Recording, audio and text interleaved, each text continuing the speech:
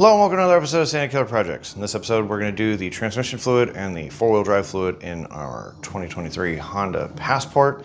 Ours is a trail sport, but the important part here is this is a 9-speed transmission with a four-wheel drive unit attached to the side of the transmission.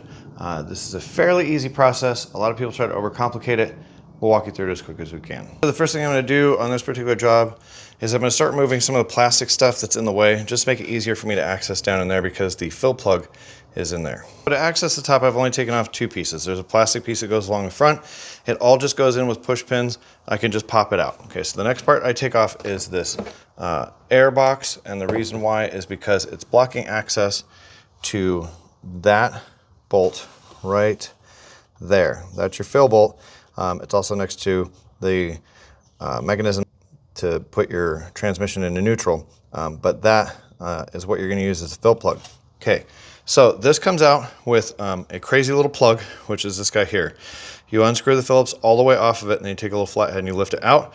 That's what holds this and this in. I'm also going to remove the little scoop piece just because of the fact that it's in the way, so I actually ended 2 extra bolts I don't necessarily need to do. You definitely have to do these 2 to get this side of the box off. And then amazingly, this newer style one doesn't have a clamp over the outside of this to keep this sealed onto this. It just does it through pressure and placement of the airbox. Towards the front of your transmission, this is your drain plug. It takes an 8mm Allen to remove it. There's also a check plug, which is on the side of it right here. It's a little harder to access. So the next more subtle thing is the four-wheel drive unit. This is actually your four-wheel drive unit that's attached to the side of your transmission. This is your level check and fill plug, and this is your drain plug. These will take a 3/8 drive ratchet, or if you have the square sockets that fit it, but in our case we're going to use a 3/8 drive ratchet because that's the easiest way to do it. Okay, and all of these have a little washer on the inside of here. If you want to replace them, they're a couple of bucks on Amazon. I'll put links to it in here if you would like, in case you want to replace them. Some people religiously want to replace them. I don't think it's as necessary, and especially if this is the first time we're doing the transmission fluid and the four-wheel drive fluid, there's no real reason to do it, in my opinion. But that's my opinion. Honda says replace them every time. They actually also recommend that you replace the plugs themselves. If you buy them through Amazon, they're about $30 a piece. You can get them online for a couple of bucks. I'll try to put a link for those also. Here's the drain plug out of it, and as you can see, it drips. You're gonna let it drip for a while. This thing's gonna take about 3.5 quarts of fluid once everything's said and done. So we wanna make sure that as much of it comes out as possible to keep the level about the same. I also pulled the fill plug off. Let me show you what that looks like. I have this long extension on my 8mm Allen just to make it easier on myself, and I've removed that fill plug there just so it doesn't glug as it's coming out, and it comes out as a more steady stream. All right, so if you look on the bolt right here, there's a little teeny crush washer. That's the part that they want you to replace. I just make sure it's real clean going back in, and then I make sure to put a little compression down on it once everything is said and done. All right, so as you can see, the transmission is almost all the way down to a little drip, so we're gonna put the plug back in that, and I'm gonna get ready to take the plug out of the four-wheel drive unit. The transmission drain plug is screwed back in, but it's not tightened all the way down. I did it on purpose. I just needed to fill the plug at the moment. And then, as you can see, the four-wheel drive fluid is in the process of dripping. This only has about 1/2 quart of oil in it, so it drains really quickly, and it's already almost done. Also, just so you can see, the four-wheel drive unit has a massive washer underneath it. They say to replace this one also. May not necessarily be necessary. So these are the 2 fluids that we're going to be putting back into the transmission and the all-wheel drive unit. So none of these are Honda products, but the important part on this is with the transmission fluid, it says on it that it is Honda Acura 3.1. That's what we need. Type 3.1 is what goes into this unit, and then the four-wheel drive unit needs 7590, and we're gonna use this flex bottle so we can squeeze it into the hole. As you can see there, that is the check plug for the transmission, and I have my wrench on the outside of the frame over here. That's how I pop it loose. It's actually much easier to access it that way than it is to try and get a little socket in there. That or you're gonna end up having to have a sawed-off stubby to get in there. So to fill your fill plug, you're going to need one of these long hose filler funnels because of the fact that these are designed for transmissions to be able to access these hard-to-reach places. Plus, they have a screen built into them. These are really nice, but you're going to need this to get down into there. We're going to put 3.5 quarts of fluid in there. In the current state, I have the drain plug back in. I have the check plug off of the side and the fill plug off of the top. This is going to give me enough to be able to fill it, and I'm putting 3.5 quarts in here. All right, so automatic transmission fluid levels are incredibly crucial to how the transmission functions and how well and smooth it shifts. These take 3.5 quarts of fluid from top to bottom entirely.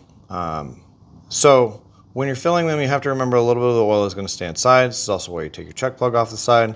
Also, to correctly fill and check your transmission, you would do this on level ground. And by doing it on level ground, that'll give you a flat surface to be able to check the transmission.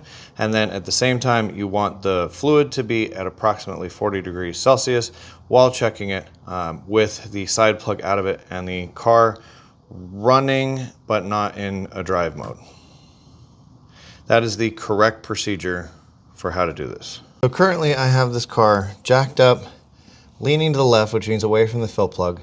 And I attempted to put 3.5 quarts of fluid in, which you cannot because of the fact that a little bit stays inside of it. So what ends up happening is a little bit of it drips out. Now I can warm it up and I can run it and it'll spit a little bit more out. But as I mentioned, I'm already leaning away from it. So I've already kind of overfilling it anyway.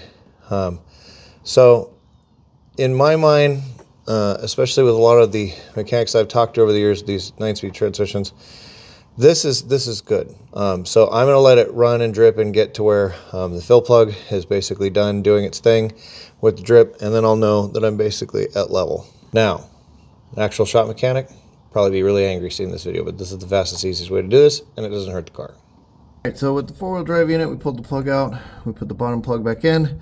This is really difficult for me to show, so I'm not going to be able to do it with it in here, but I use within these flex bottles so I can turn the nozzle up into the hole and squeeze it.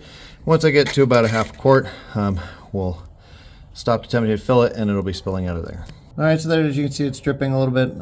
It's filled to where it's got to go. This one I actually normally would want to run it a little bit and let it bounce around because of the fact that it's such a small amount of fluid.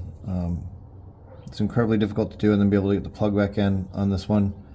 But I also know that half a quart is all it's needed, and that's exactly what went in from the package. At this point, I put the fill plug back at the top. I've let the car off of the jack, which is sitting over there now. I'm going to put the air box back in, and I'm going to put the front cover back on, and then I'm basically done with it. I still need to drive it around. I still need to double check everything to make sure everything's good. I want to go over something that's highly important beforehand. Automobile industry, people that work in shops, they will definitely tell you, you have to do it a certain way. And sometimes that's the case. In this particular case, as I've done it, will work. It doesn't hurt anything. I'm sure people from shops are going to end up putting messages in here saying this is not the way to do it. I don't really care. When it comes down to it, I've been working on cars for 30 years. If you know what goes where and how much and why and how much to put in to make sure that you're good, you're generally safe. The reason I say this is because when I took the transmission fluid out of here, when I took the 4-wheel drive unit fluid out of here, they were still golden looking, which means they were still in incredibly good shape. The gear oil and the all-wheel drive fluid didn't even smell like it was burnt. The reason why I'm saying this is because the interval to replace these is 30,000 miles. And this has just over 100,000 miles. You've probably seen that I did the timing belt on this already. It's a much bigger job than this. This only took maybe a half an hour. They tell you to do things because they want you to spend money and they want you to spend money in their shops. There's a right way, there's a wrong way, and there's a real world way. So generally in my videos, I'm going to do the real world way. In this case, we did the real world way. This is the way to get it done so that you can do it at home and not have to spend extra money for no reason. So now that I got all the rest of the covers on, we're going to go over the last final steps that are absolutely necessary before calling this job done. The first thing that we're going to do is we're going to warm up the car, and then we're going to go down underneath here and double check to make sure there's no fluid coming off of anything and that everything is staying solid exactly the way it is. The next thing we're going to do is we're going to take the car out and we're going to drive it. We're going to make sure that everything's shifting exactly the way it's supposed to. Then we're going to bring it back here and we're going to do that process all over again. We're going to come back down here and we're going to double check to make sure there's no fluid coming out of anything. And if everything is appropriate and everything is working the way it's supposed to, then you're done. All right, so that's going to do it for this episode of Sanity Killer Projects. As we mentioned, this isn't that difficult of a job, and it doesn't take that long to get done. Also, before we go, we have a new merch page. This shirt is not available in our merch page. This is actually an older shirt that I had custom made, but we have much cooler versions of this that look a lot better and our new merch page. So make sure to check the description below. As always, thank you for watching. Please make sure to like, share, and subscribe. We'll keep making more videos.